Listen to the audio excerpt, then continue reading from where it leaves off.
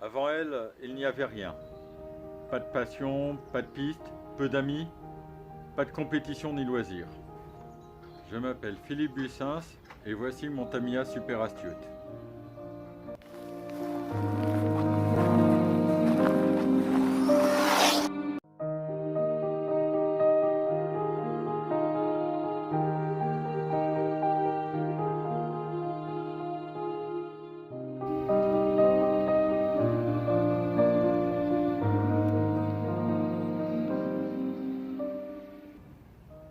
J'ai acheté ce release il y a quelques mois comme une Madeleine de Proust.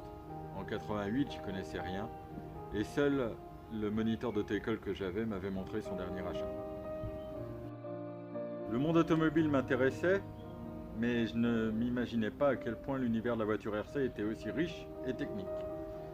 Ainsi, en 1988, j'étais en visite chez mes cousins de Roubaix et je profitais d'une après-midi de balade pour entrer, par pure curiosité et un peu au hasard, dans un magasin de modélisme. Ne me demandez pas lequel c'était, je n'ai absolument plus aucun souvenir. Juste, il se trouvait dans une rue piétonne, entre Roubaix et la place de l'Hôtel de Ville de Lille.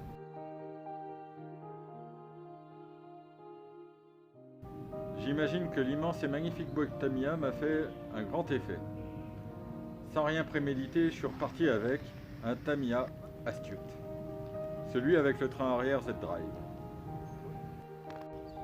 Imaginez la tête de mes parents lorsque je suis revenu à la maison avec cette boîte.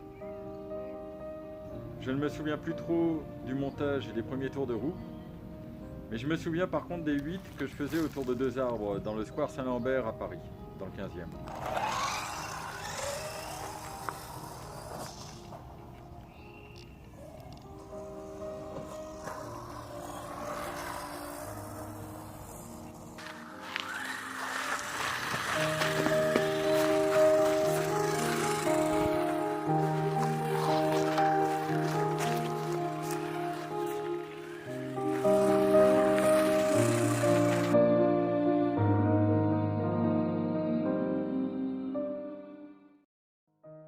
Que de chemin parcouru depuis. Pour ceux qui me connaissent, ils savent que je ne suis pas un puriste, un ayatollah du tout d'origine. Pour ce Super Astute, j'ai essayé de relier deux opposés. Mon Astute d'origine, bien sûr, mais aussi mes connaissances et les techniques modernes. Le premier point extrêmement important était de pouvoir utiliser des jantes modernes. Pour l'arrière, il a fallu rectifier les hexagones d'origine afin d'en réduire l'épaisseur. Pour l'avant, ça a été un peu plus délicat, mais heureusement, dans mon stock, je possédais un ensemble étrier pivot en alu de chez Timsé. Il était inutilisé et il a naturellement trouvé sa place sur les triangles d'origine. Le deuxième point concerne les amortisseurs avant et arrière qui ont été remplacés par de modernes Big Bore, toujours d'origine Timsé. Pour l'avant, il a fallu refaire un support amortisseur. L'impression 3D permet de faire de belles choses. C'est plus facile pour l'arrière, rien à faire. Les amortos Big Bore se montent sans problème en lieu et place des amortisseurs d'origine. Le troisième point concerne le montage d'une électronique moderne, notamment au niveau du pack qui est un shorty. Pour ça, j'ai dû réaliser un support perso, là encore en impression 3D. Celui-ci permet par simple déplacement de modifier la répartition des masses entre l'avant et l'arrière. J'ai voulu aussi abaisser au maximum la hauteur de l'aileron. Là encore, l'impression 3D fait merveille.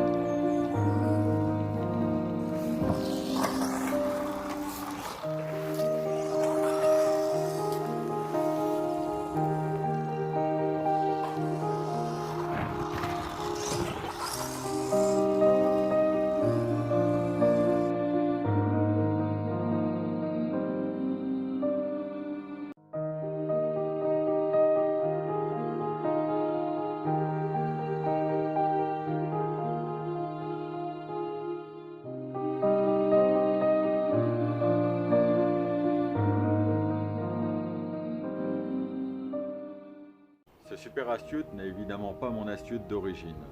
C'est un release 2018. Mais à chaque fois que je pose les yeux dessus, je me rappelle à quel point le hasard fait bien les choses. Et ça me rassure.